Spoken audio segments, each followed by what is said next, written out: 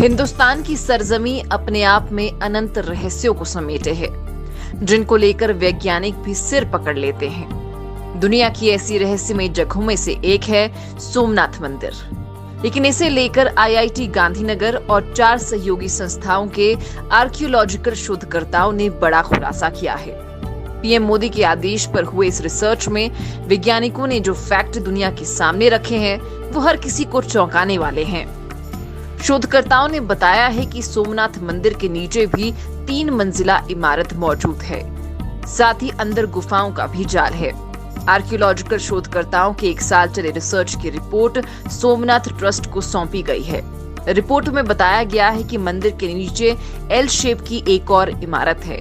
ये भी पता लगा है कि सोमनाथ मंदिर के दिग्विजय द्वार से कुछ दूरी पर ही स्थित सरदार वल्लभ भाई पटेल के स्टैचू के आसपास बौद्ध गुफाएं भी हैं।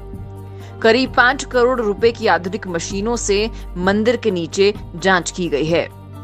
जमीन के नीचे करीब 12 मीटर तक जीपीआर इन्वेस्टिगेशन करने पर पता चला कि नीचे भी एक पक्की इमारत है और प्रवेश द्वार भी है। आज भी अनसुलझा है सोमनाथ मंदिर के बाण स्तंभ का रहस्य। 12 ज्योतिर्लिंगों में से पहला ज्योतिर्लिंग है सोमनाथ मंदिर। ये इतना समृद्ध है कि उत्तर पश्चिम से आने वाले हर आक्रमणकारी की पहली नजर सोमनाथ पर जाती थी। कई बार सोमनाथ मंदिर पर हमले हुए, उसे लूटा गया। कहा जाता है कि सबसे पहले एक मंदिर अस्तित्व में था। दूसरी बार 7वीं सदी में वल्लभी के मैत्रिक राजाओं ने मंदिर बनवाया। 8वीं सदी में सिंध के अरबी गवर्नर जुनायद ने इसे तोड़ने के लिए अपनी सेना भेजी। इसके बाद प्रतिहार राजा नागभट्ट ने 815 ईस्वी में इसे तीसरी बार बनवाया। इसके अवशेषों पर मालवा के राजा भोज और गुजरात के राजा भीमदेव ने चौथी बार निर्माण करवाया। साल 1026 में महमूद गजनवी ने सोमनाथ मंदिर को तोड़ दिया था। कहा जाता है कि अरब यात्री अल बरूनी ने अपनी यात्रा में इस मंदिर का जिक्र किया था। इसे देखकर गजनवी ने करीब 5000 साथियों के साथ इस मंदिर पर हमला कर दिया था। इस हमले में गजनवी ने मंदिर की संपत्ति लूटी और हमले में हजारों लोग भी मारे गए थे।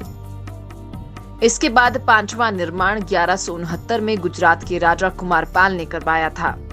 साल 1297 में जब दिल्ली सल्तनत ने गुजरात पर कब्जा किया तो इसे फिर गिराया गया। औरंगजेब ने इसे फिर से 1706 में गिरा दिया था। इस समय जो मंदिर खड़ा है उसे भारत के पूर्व गृह मंत्री सरदार वल्लभ भाई पटेल ने बनवाया था। जूनागढ़ रियासत को भारत का हिस्सा बनाने के बाद तत्कालीन गृह मंत्री सरदार वल्लभ भाई पटेल ने जुलाई 1947 में सोमनाथ मंदिर को फिर से बनाने का आदेश दिया था। नया मंदिर 1951 में बनकर तैयार हुआ। इतनी संपत्ति लूटने के बाद भी हर बार सोमनाथ का शिवालय उसी वैभव के साथ खड़ा रहता था। लेकिन केवल इस वैभव के कारण ही सोमनाथ का महत्व नहीं है। सोमनाथ का मंदिर भारत के पश्चिम समुद्र तट पर है। विशाल अरब सागर रोज भगवान सोमनाथ के चरणों में विराजमान रहता है और हजारों सालों से इस अरब सागर ने कभी भी अपनी मर्यादा नहीं लांघी है।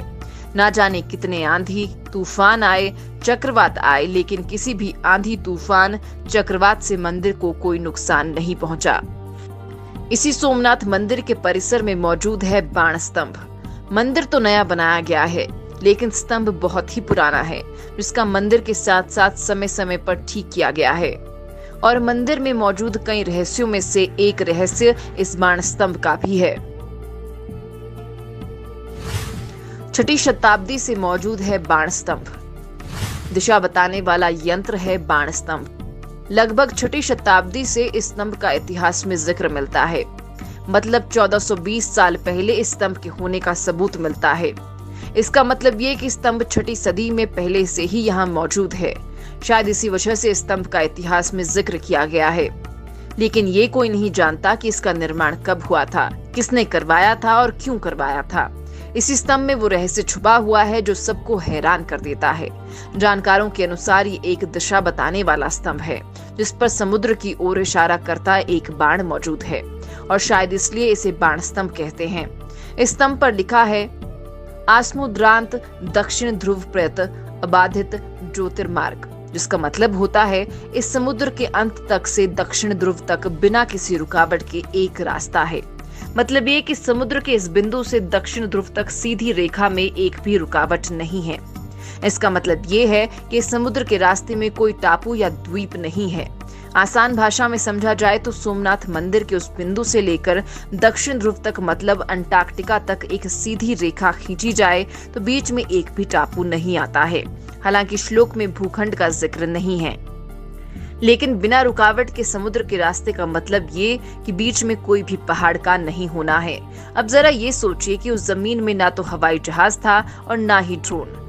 तब किस तरह से इस बात का पता लगाया गया होगा कि इस समुद्री रास्ते में अंटार्कटिका तक कोई टापू नहीं है? ये एक रहस्य है। इस स्तंभ की सीध में एक भी टापू या द्वीप नहीं है, ये कह देना बड़ी बात है।